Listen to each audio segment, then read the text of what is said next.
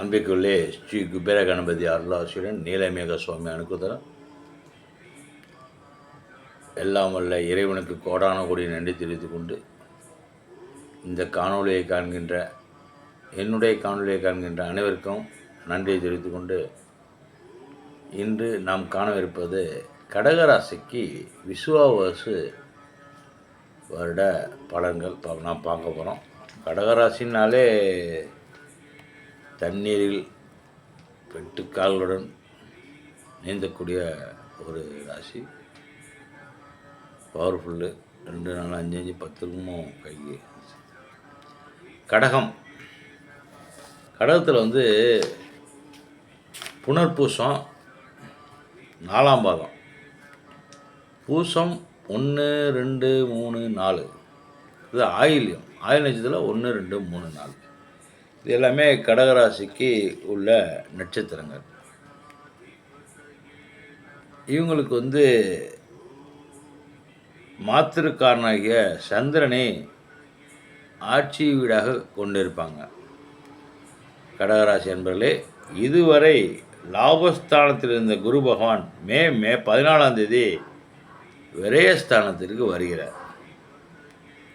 மேலும் அக்டோபர் 18ஆம் தேதி முதல் அதிசாரமாக உங்கள் ராசிக்கு ஜென்ம குருவாகவும், பிறகு டிசம்பர் 5ஆம் தேதி முதல் வக்கரகதியில் மீண்டும் விரயஸ்தானத்திற்கு வருகிறார்.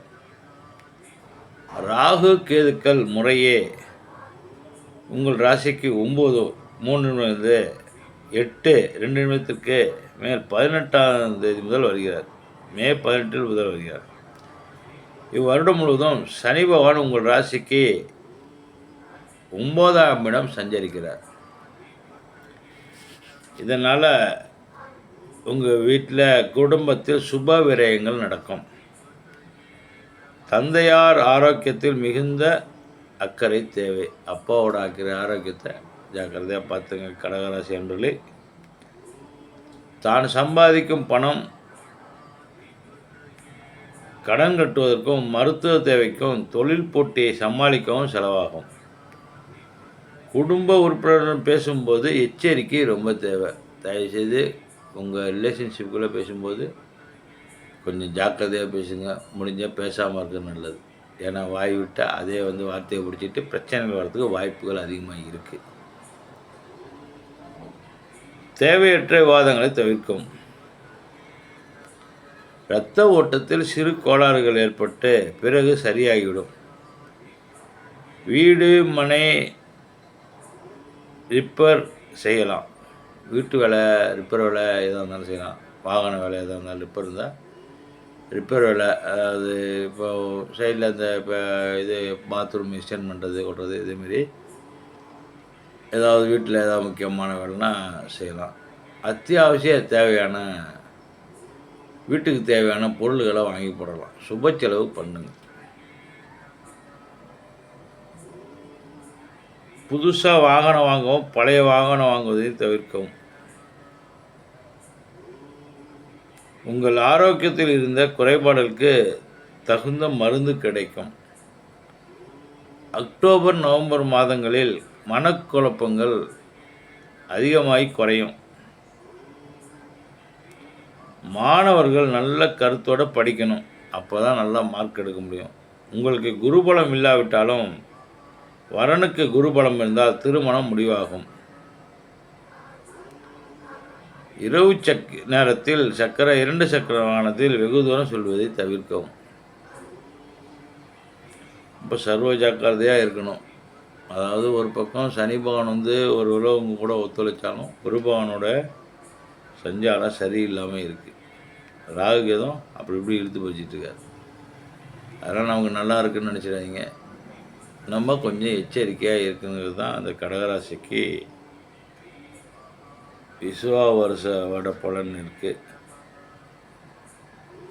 அதாவது பணம் வரும், நல்லா பணம் வரும், பொருளாதாரம் நல்லா சிறப்பாக இருக்குது. அதே நேரத்தில் செலவுக்கு உண்டான அறிகுறிகள் நல்லா தெரியுது. அந்த செலவை சுப செலவாக பண்ணுங்கள். வீடு கட்டுறது, கல்யாணம் பண்ணுறது, இதேமாரி ஒரு சுப செலவாக பண்ணிங்கன்னா சிறப்பாக இருக்கும். உடல் ஆரோக்கியத்தில் அக்கறை தேவைதான். தேவையான மருந்து பொருட்களை வாங்கி வச்சிங்க. எல்லாம் வல்ல இறைவன் கண்டிப்பாக உங்களோட இருப்பார். அதுதான் ரொம்ப முக்கியம். உங்களுக்கு வந்து வியாழக்கிழமை குரு பகவானுக்கு நெய் தீபமும், ஞாயிற்றுக்கிழமை ராகு காலத்தில் துர்க்கை அம்மனுக்கு நல்லெண்ணெய் தீபமும் வைத்து வரவும். முடிஞ்சா திருநாகேஸ்வரர் சென்று பால் அபிஷேகம் செய்வது நலம். உங்களுக்கு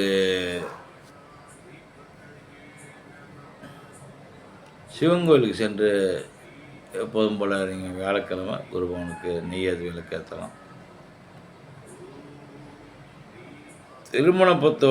திருமணம் இந்த வருஷத்துக்குள்ளார மணமாகாத பெண்களுக்கு மணமகனுடைய ஜாதகத்தை பொறுத்து உங்களுக்கு சிறப்பாக அமைய வாய்ப்பு இருக்குது. மணமாகாத கடகராசி அன்பர்களுக்கு மணமகளுடைய ஜாதகத்தை பொறுத்து மெயின் வந்து தசாபத்தி பலன்கள். இது வந்து ராசியை மட்டும்தான் பார்க்குறோம். தசாபத்தி பலன்கள்படி உங்களுக்கு எந்தெந்த திசையில் நல்லாயிருக்கோ, புதன் திசையா, ராகு திசையா, கேது திசையா, செவ்வாய் திசையா, அதுக்குள்ள தகுந்தாப்புல பார்த்து செயல்படுறது நல்லது. மெயினாக குடும்ப ஜோசியர்கிட்ட உங்கள் ஜாதகத்தை காமிச்சு அதை பற்றி தெரிஞ்சுங்க. இது நம்பாதது ஓரளவு ஜாக்கிரதையாக இருக்கிறதுக்காக தான் வந்து இந்த ராசி பலன் பார்க்குறது. ராசி பலன்கிறது ஒரு தற்காப்புக்கு ஒரு சேஃப்டி தானே ஒழிய மற்றபடி இதுதான் அப்படிங்கிறத கன்ஃபார்ம் கிடையாது. அதனால் இப்படியும் அப்படியுமாக இருக்கிறது. கடகராசி அன்பர்களே, உங்களுக்கு வந்து பௌர்ணமி திதி வந்தோடனே அமாவாசை வரலும் கொஞ்சம் எப்படி நிலவு தேய்தோ அதேமாரி உங்களுடைய செயல்பாடுகள் வந்து கொஞ்சம் கொஞ்சமாக தெரிஞ்சிட்ருக்கும். அதுக்கப்புறம் அமாவாசை வந்து அதுக்கப்புறம் ஒரு 15 நாள் உங்களுக்கு எங்கேருந்து தான் பவர் வந்தாலும் அந்த சந்திரன்கிட்ட நேரடியாக உங்களுக்கு பவர் கிடைக்கும். அப்போ கொஞ்சம் கொஞ்சமாக உங்களுடைய சக்தி ஏறி நீங்கள் நினச்சதை சாதிப்பீங்க. சந்திர பகவான் இப்படியும் அப்படியுமா லெவலாக ஓட்டிருக்கிறதுனால அவரை வந்து வணங்குங்க. சந்திர பகவான் உங்களுக்கு இஷ்ட தெய்வம். இன்னொன்று திருவேங்கடமுடையான் எம்பெருமான் பாலாஜி. பொதுவாக சொல்லப்போனால் முடிஞ்சவரையிலும் குலதெய்வத்தை வணங்குங்க, காவல் தெய்வத்தை வணங்குங்க. எல்லா கஷ்டத்தையும் நிற்கிற ஒரே பூர்வ புண்ணியவான் வந்து கணபதி தான். தினசரி காலைல ஏஞ்சோனே ஓம் சுக்லாம் வரதனம் விஷ்ணு சஜீவன சர்பஜம் பிரசன்னம் சர்பஜம் பிரசன்ன தியாகிய சர்வ விக்னாச பிரசாந்தையே, இந்த மந்திரம் உங்களுக்கு 5 கணத்தனை ஆணை முதத்தனை இந்த நிலவரவோடு 8 நந்தி மந்திரனை நாளை குழந்தை புத்தியில் வைத்து போட்டுக்கின்றேனே. மந்திரம் கணபதி மந்திரத்தை சொல்லுங்கள். எல்லாம் வல்ல இறைவன் உங்களுக்கு உங்கள் கூட இருந்து கஷ்ட நஷ்டங்களை தீக்கி நல்ல விதமாக அருள் செய்து உங்களை மென்மேலும் சிறக்க செய்வ எல்லாம் வல்ல இறைவனை வேண்டி பிரார்த்திக்கிறேன். நன்றி, வணக்கம், வாழ்க வளமுடன். திருச்சிட்டம்பலம்.